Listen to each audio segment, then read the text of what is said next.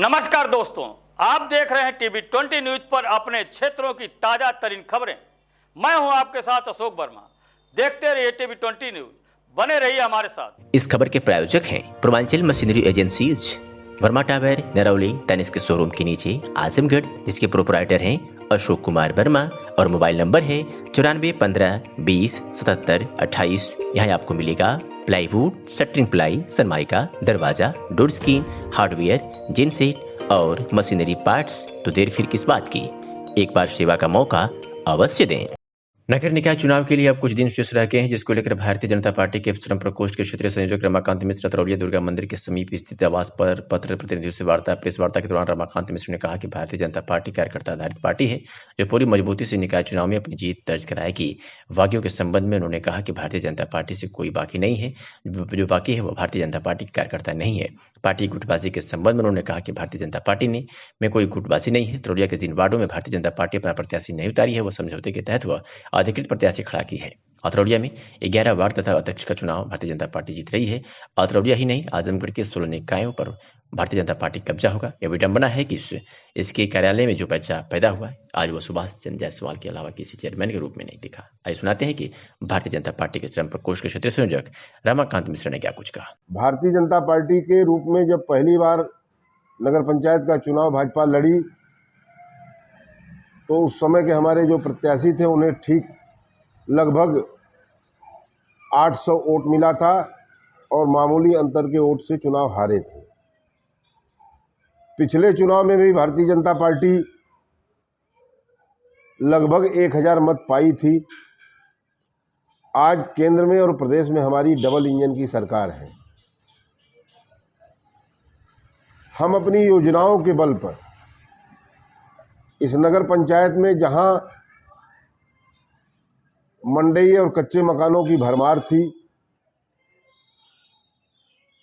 माताएं, बहनें, बुजुर्ग, नौजवान प्रातः अंधेरी रात में ही अगल बगल के खेतों में नित्य कर्म के लिए जाया करते थे, भारतीय जनता पार्टी की सरकार ने गरीब को आवास, शौचालय, बिजली, फ्री खाद्यान्न जैसी मूलभूत सुविधाओं से आच्छादित किया है।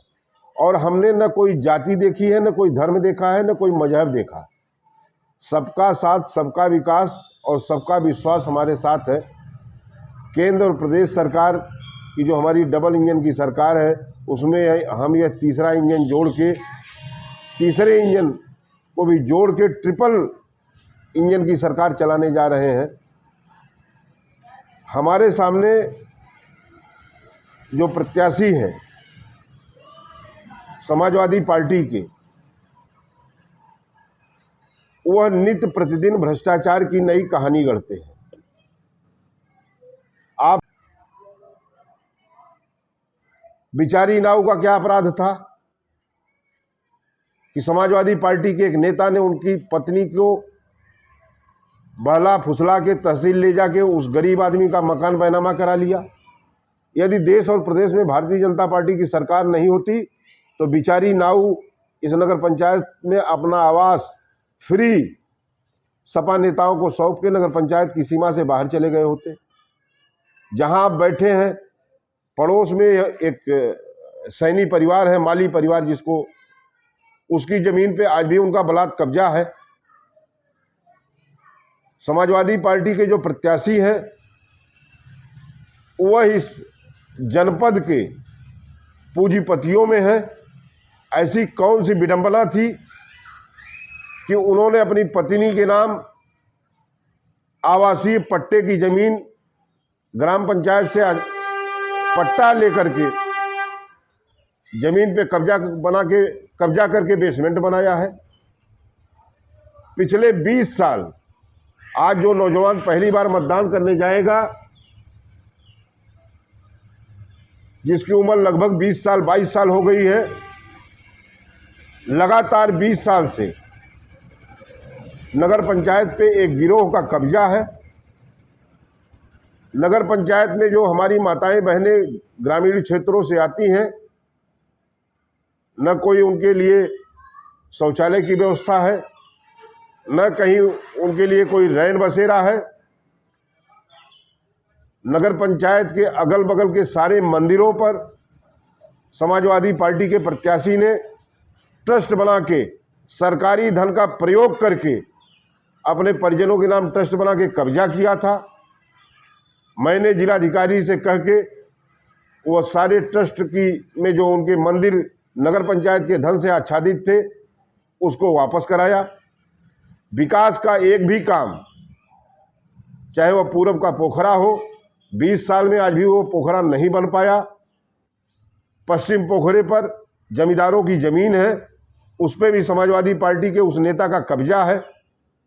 जो अगल बगल के नेता हैं, समाजवादी पार्टी के जो कार्यकर्ता हैं अगल बगल के गांवों के, उनको सुभाष चंद्र जायसवाल किन्हीं न किन्हीं परिवारों में किसी गरीब का मकान कब्जा करके, किसी गरीब का मकान औने पौने दाम पे बैनामा प्राप्त करके उसमें 20, 25, 40 इस तरह से लगभग 900 से 1100 के बीच फर्जी बोगस मतदाता बनाते थे और उसी के बल पे चुनाव जीतते थे। आज वो सारे मतदाता सूची से बाहर हैं। इस बार यहाँ कमल खिलेगा।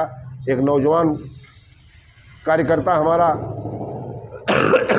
जिसको पार्टी ने मोदी जी और योगी जी की नीतियों को इस नगर में आगे बढ़ाने के लिए कमल निशान पे भेजा है। इस बार निश्चित रूप से यहाँ कमल खिलेगा और वो भारतीय जनता पार्टी का प्रत्याशी विजयी होगा। भाजपा के कई प्रत्याशी मैदान में थे, एक को भाजपा ने धर्मेंद्र निषाद को टिकट दिया, कई लोग बागी हो गए। इसमें आप भाजपा कैसे वोट बैंक कैसे बचाएगी, कैसे जीतेगी, इसके बारे में? भारतीय जनता पार्टी कार्यकर्ता आधारित दल है। टिकट मांगना हम सबका नैतिक धर्म है।